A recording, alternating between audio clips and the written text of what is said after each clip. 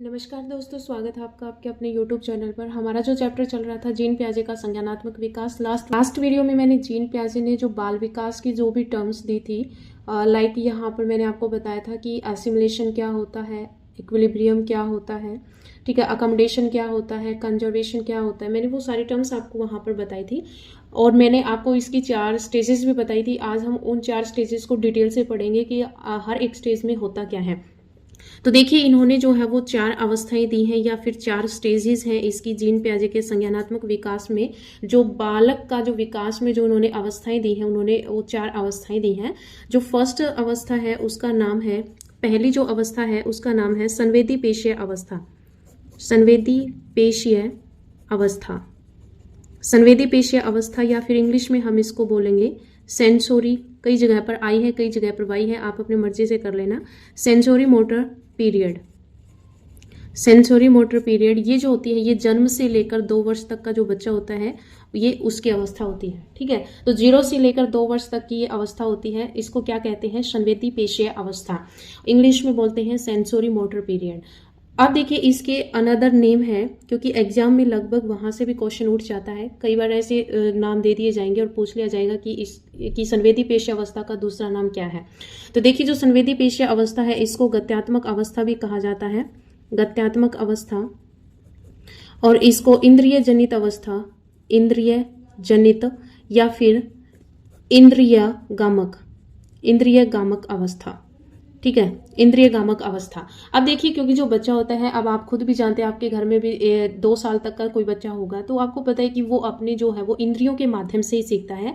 उसकी जो पूरी दुनिया होती है वो इंद्रियों में ही होती है, ठीक है। यानी कि उसके जो हाथ पैर होते हैं वो उन्हीं से सीखता है, आंखों से वो सीखता है, अपने हाथों से सीखता है। क्योंकि वो जब भी, क्योंकि देखिए 0 से लेकर 2 वर्ष तक का जो बच्चा होता है वो क्या करता है कि अपने घर वालों को देखकर, जैसे जैसे वो 2 साल तक जाता है उसमें जो है वो अपने घर वालों की पहचान हो जाती है, उनको देखकर वो हंसने लग जाता है। अगर कोई बच्चा उसकी तरफ पलक झपका रहा है तो वो भी उसी तरह करने की कोशिश करता है, यानी कि नकल करता है, ठीक है। तो संवेदी पेशीय अवस्था में यहाँ पर इनके जो अनदर नाम मैंने आपको बता दिए। इसमें जो है बच्चा, अब देखिए यहाँ पर क्यों 1 साल तक का भी अगर कोई बच्चा होता है, अगर हम कोई चीज छुपा लेंगे तो वो जो बच्चा है उस चीज को ढूंढता नहीं है, ठीक है। वो ये छोड़ देता है कि हाँ, अगर हम कह देते हैं कि मामा ले गया या बिल्ली ले गई, कोई भी चीज हम बोल देते हैं तो बच्चा ये सोचता है कि वो चली गई है। लेकिन जो बच्चा 2 वर्ष तक का हो जाता है, यानी 2 वर्ष तक की कैटेगरी में यहाँ पर पहुंच जाता है, तो बच्चे को अगर हम कोई चीज छुपा लेते हैं तो बच्चे को ये समझ हो जाती है कि वो चीज जो है वो यही कहीं है और वो उस चीज को ढूंढने के लिए इधर उधर देखने लग जाता है, ठीक है। तो यहाँ पर बच्चे में क्या आ जाती है? ऑब्जेक्ट परमानेंस आ जाती है, ऑब्जेक्ट परमानेंस, ठीक है, ऑब्जेक्ट परमानेंस आ जाती है, यानी कि वस्तु स्थायित्व की समझ जो है वो बच्चे में विकसित हो जाती है, ठीक है।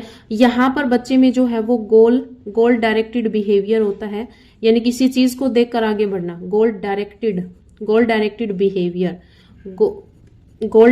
बिहेवियर, ठीक है। लक्ष्य निर्देशित व्यवहार, हिंदी में बोलेंगे इसको लक्ष्य निर्देशित व्यवहार। और बच्चा जो है वो अनुकरण करता है, अपने बड़ों का जो है वो अनुकरण करता है। विलंबित अनुकरण भी आ जाएगा, सीधा यहाँ पर ये टर्म्स दी हुई होगी कि विलंबित अनुकरण बच्चा किस स्टेज में करता है, तो आपका संवेदी पेशीय अवस्था होगा, ठीक है। गोल ओरिएंटेड बिहेवियर या गोल डायरेक्टेड बिहेवियर किस अवस्था में होता है, तो आपका संवेदी पेशीय अवस्था में होगा, ठीक है। और क्योंकि बच्चा अपने इंद्रियों के माध्यम से ही सीखता है, आपको पता है 5 इंद्रियां होती है, तो उनके माध्यम से बच्चा सीखता है। तो यहाँ पर जो है वो इसलिए इसी का नाम इंद्रिय जनित इंद्रिय गामक संवेदी पेशीय अवस्था कहा जाता है। अब देखिए, इसकी जो है वो उप स्टेजेस हैं, यानी कि उप अवस्थाएं हैं इसकी, उप अवस्थाएं। अब देखिए, यहाँ पर इससे सीधा एक क्वेश्चन बनता है, इसकी जो अवस्थाएं हैं इसकी 6 उप अवस्थाएं हैं। यहाँ पर कोई भी 3 अवस्थाएं देकर एक अलग दे दी जाएगी और आपसे पूछा जाएगा कि बताइए इनमें से कौन सी संवेदी पेशीय अवस्था की उप अवस्था नहीं है, ठीक है। तो यहाँ पर नहीं का क्वेश्चन बनता है। अगर आप PRT लेवल की तैयारी कर रहे हैं तो बस आपको इतना ही पता होना चाहिए, इसके उप स्टेजेस करने की जरूरी नहीं है। लेकिन अगर आप TGT और PGT की तैयारी कर रहे हैं तो आपको वहां पर इसकी उप अवस्थाएं भी पता होनी चाहिए, ठीक है। अब देखिए, जो फर्स्ट जो स्टेज है उसका नाम है प्रतिवर्त क्रियाओं की अवस्था, प्रतिवर्त क्रियाओं की अवस्था। इंग्लिश में हम इसको बोलेंगे reflex activity, stage of reflex activity. इसमें क्या होता है कि जो बच्चा होता है आपका जन्म से लेकर 30 दिन का बच्चा होता है, ठीक है, जन्म से लेकर 30 दिन का मतलब 1 महीने तक का जो बच्चा होता है वो रिफ्लेक्स एक्टिविटी, इसका मतलब क्या है, यहाँ पर बच्चा जो है वो सकिंग करता है, यानी कि अपनी माँ का दूध पीना, ठीक है, अंगूठा चूसना, अपनी उंगली को मुंह में लेके रखना, ठीक है। इसमें जो बच्चा होता है वो सिर्फ और सिर्फ यही काम करता है, जैसे अंगूठा चूसना, अपनी माँ का दूध पीना, यानी सकिंग काम करता है। तो यहाँ पर जो है वो कौन सी हो जाएगी, तो प्रतिवर्त क्रियाओं की अवस्था यानी रिफ्लेक्स एक्टिविटी आपकी 0 से लेकर 30 दिन के बीच में रहेगी, ठीक है। सेकंड जो होगी आपकी, वो सेकंड जो अवस्था होती है वो आपकी होती है प्रमुख वृत्तीय प्रतिक्रियाओं की अवस्था। प्रमुख वृत्तीय प्रतिक्रियाओं की अवस्था, इंग्लिश में हम इसको बोलेंगे, इंग्लिश में हम इसको बोलेंगे primary circular reaction. Stage of primary circular reaction यानी प्राइमरी सर्कुलर रिएक्शन स्टेजेस आप कैसे भी बोल सकते हैं। तो प्राइमरी सर्कुलर रिएक्शन, ठीक है, प्राइमरी सर्कुलर रिएक्शन। अब इसमें क्या होता है कि इसमें सिर्फ दोहराई होती है, जो बच्चा काम 0 से लेकर 30 दिन का जो बच्चा होता है वही जो काम करता है वही इसमें होता है, ठीक है, यानी कि पुरानी क्रियाओं की जो होती है वो दोहराई होती है। और ये जो होती है आपकी 1 से लेकर 4 मंथ तक का जो बच्चा होता है वो करता है, ठीक है, 1 से लेकर 4 मंथ। अब इसके बाद में जो थर्ड स्टेज है, देखिए जो आपकी थर्ड स्टेज है वो कौन सी है। थर्ड स्टेज में आपकी यहाँ पर आएगी गौण वृत्तीय प्रतिक्रियाओं की अवस्था, गौण वृत्तीय प्रतिक्रियाओं की अवस्था, गौण वृत्तीय प्रतिक्रियाओं की अवस्था, गौण वृत्तीय प्रतिक्रियाओं की अवस्था। और इंग्लिश में हम बोल देंगे सेकेंडरी सर्कुलर रिएक्शन, ठीक है। क्या हो जाएगी इसमें, सेकेंडरी सर्कुलर रिएक्शन। इसमें क्या होता है कि इसमें जो होता है वो 4 से 8 महीने तक का बच्चा होता है, 4 से लेकर 8 मंथ, ठीक है, 4 से लेकर 8 मंथ तक का बच्चा होता है। इसमें क्या करता है बच्चा कि वस्तुओं को देखकर जो है वो उन्हें पलटना, वस्तुओं को देखकर उनको क्या शुरू कर देता है, पलटना शुरू कर देता है, उनको छूना शुरू कर देता है, ठीक है, यानी कि अपने हाथ पैरों का यहाँ पर वो प्रयोग करना शुरू कर देता है। तो फर्स्ट आपकी कौन सी होगी, प्रतिवर्त क्रियाओं की अवस्था यानी कि रिफ्लेक्स एक्टिविटी 0 से 30 दिन। फिर आपके आते हैं यहाँ पर प्रमुख वृत्तीय प्रतिक्रियाओं की अवस्था यानी कि प्राइमरी सर्कुलर रिएक्शन आपकी 1 से लेकर 4 मंथ।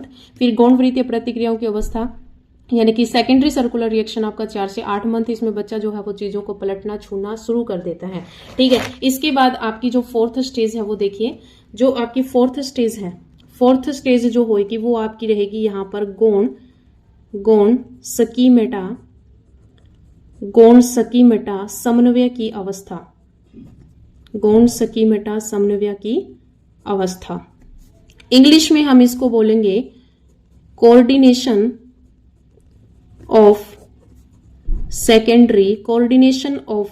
सेकेंडरी सर्कुलर रिएक्शन, ठीक है, इंग्लिश में और हिंदी में आपको दोनों को याद रखना है, ठीक है। तो coordination of secondary circular reaction, और ये जो स्टेज होती है ये 8 से लेकर 12 महीने तक का जो बच्चा होता है वो उसकी स्टेज है, ठीक है, 8 से लेकर 12 महीने, गौण सकीमेटा समन्वय की अवस्था। इसमें बच्चा जो होता है वो अपने से बड़ों का, ठीक है, अपने से जो बड़े होते हैं उनका अनुकरण करता है, अपने से बड़ों का अनुकरण करना शुरू कर देता है। इसके बाद में आपकी जो 5th स्टेज है वो आपकी होगी यहाँ पर तृतीय वृत्तीय प्रतिक्रियाओं की अवस्था।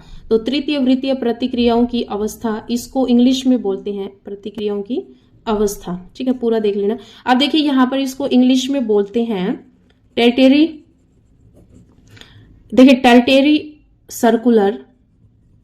सर्कुलर रिएक्शन, ठीक है।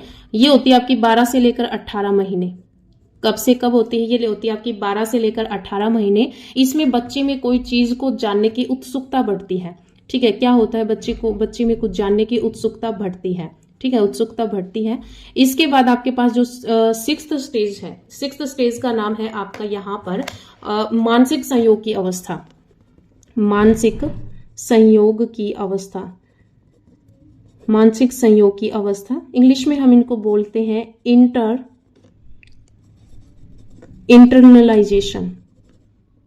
इंटरनलाइजेशन ऑफ स्कीमास भी बोलते हैं, कुछ भी, ठीक है। यानी कि इसमें बच्चा क्या करता है, इसमें बच्चे में जो है वो वस्तु स्थायित्व आ जाता है, ठीक है, मानसिक संयोग की अवस्था, यानी कि वो अपना कुछ दिमाग का यूज करना शुरू कर देता है, यानी कि वस्तु स्थायित्व आ जाता है। और ये कब से कब होता है, 18 से लेकर 24 महीने, 18 से 24 महीने यानी कि 1.5 से 2 साल, ठीक है, 1.5 से लेकर 2 साल। तो 18 से लेकर 24 महीने तक का जो बच्चा होता है उसमें कौन सी अवस्था होती है, मानसिक संयोग की अवस्था।